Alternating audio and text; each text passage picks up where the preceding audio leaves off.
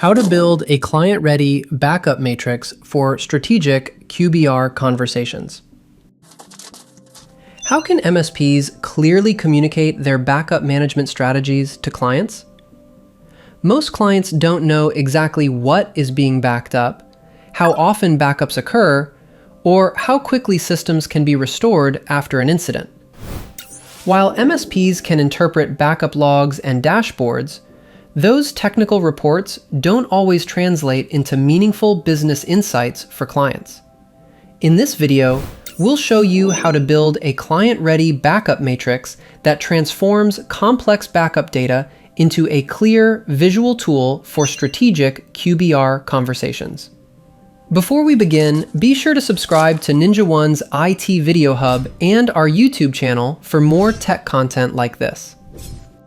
6 steps to create a client-friendly backup matrix.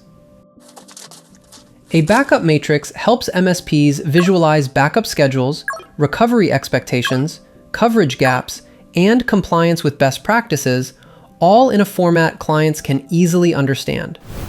Instead of relying on raw logs and technical reports, a backup matrix provides a strategic view that supports better decision-making, budget discussions, and client confidence. Here are 6 steps to create a clear and easy-to-understand backup matrix. Step 1. Define backup matrix dimensions. The first step is to define your matrix's dimensions. A backup matrix works best when it maps time against system coverage and backup type. Use the x-axis to represent backup timing, daily, weekly, or monthly, and the y-axis to represent systems and backup methods, such as servers, workstations, full backups, or incremental backups. You can use symbols or color coding to clearly show when backups occur and which assets are protected. Step 2. Use accessible tools for visualizing backup matrices. Then, use available tools to create clear, repeatable visuals for your clients. You don't need specialized software to build an effective backup matrix. Tools such as Excel, PowerPoint, Canva, Google Slides, Lucidchart, or Draw.io can all be used to create professional, repeatable visuals. Step 3. Add RTO and RPO indicators in your backup matrix. Next is to add recovery time objective, RTO, and recovery point objective, RPO indicators in your matrix. Adding RTO and RPO indicators helps connect backup activities directly to business continuity goals.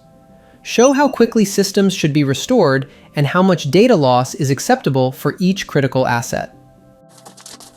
Step 4. Include the 3-2-1-1-0 best practice overlay. Afterwards, add the 3-2-1-1-0 practice into your matrix to detail how and where backups are stored. This framework includes 3 copies of data, 2 storage media types, 1 offsite copy, 1 immutable or air-gapped copy, and 0 recovery errors verified through restore testing. Including these indicators makes it easy for clients to see whether their backup strategy aligns with industry best practices and where improvements may be needed. Step 5. Populate backup matrix with real client data. Once you have performed these 4 steps, consolidate actual data and populate your matrix with it. Incorporate backup success and failure rates, retention periods, restore test results, and whether backups are stored locally, off-site, or in a hybrid configuration. Use visual indicators and color coding to highlight risks, compliance gaps, and areas where protection is strong. Step 6. Use the matrix as a QBR engagement tool. Finally, when you have prepared your backup matrix, use it in your QBRs to better engage with clients. Reporting your matrix should be able to assist your clients in making more informed business decisions and implementing improved strategies. A well-designed backup matrix turns complex backup data into strategic clarity, helping clients understand their protection coverage, recovery capabilities, and areas for improvement. For more information, check out our official blog post on how to build a client-ready backup matrix for strategic QBRs, linked in the description below.